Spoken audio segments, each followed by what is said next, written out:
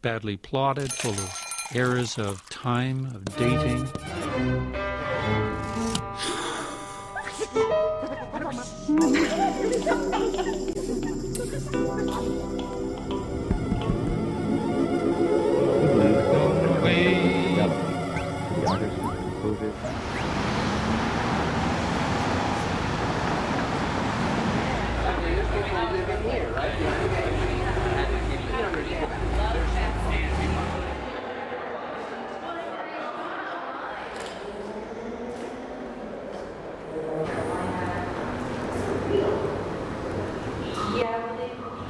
This is always what he's wanted to do. So from a very early age, he was drawing and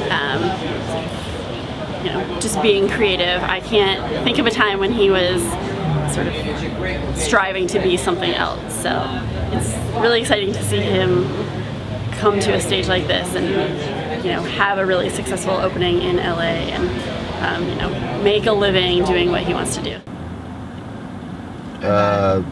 Well, I mean, I was always drawing and making comics and stuff like that, always. But I think what really did it for me was like getting into DJing. House trance. Trance. Yeah. He was once a revered trance DJ on the scene in North Carolina by the name of DJ FSU. And that stands for fuck shit up. I don't know, there was just something really exciting about that culture for me because I grew up in Iowa where there really was none. And so then I started like thinking about what it meant to remix things and take pre-existing material and turn it into something that I could call my own, even if it was just putting two things together.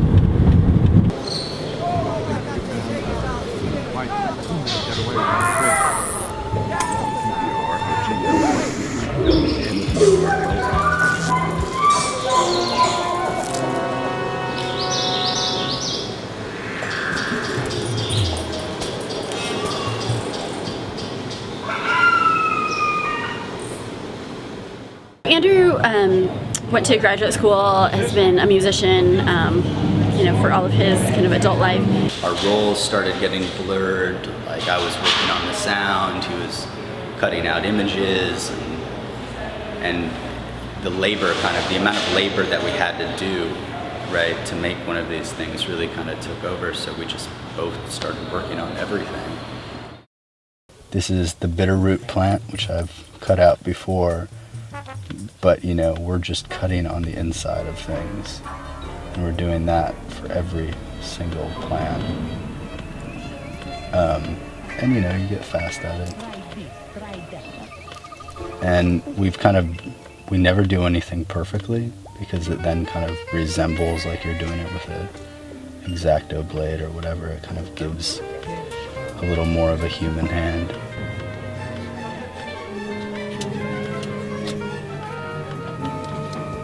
Cut it, and then,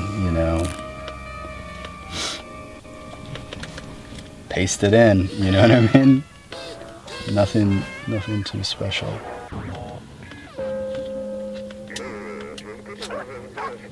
Pretty fun to watch this, right? It's not anything to say. Letting them. It's not anything to say.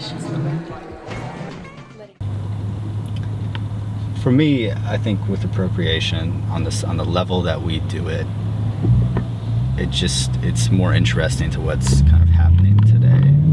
I think that ideas are passed around, I don't ever really feel like any of my ideas are quote unquote original, and I don't think that's a bad thing. I think once you kind of embrace that and you look at the world and you look at everything that the world has to offer, and if you do it through just images alone, and it just becomes really exciting all of a sudden. At this point, I still think about the people to a degree wherever I'm taking things from, but it doesn't stop me. If I'm like, I want to use that, I'm going to use it. No, it's kind of become more refined. Yeah, the digital collage work. Yeah, I think when they first started out, it was a little more rugged and just Yeah, less refined. yeah, they're kind of honing in on like the craft of it. I think. Yeah. He used to keep it real, but Not so much now- anymore.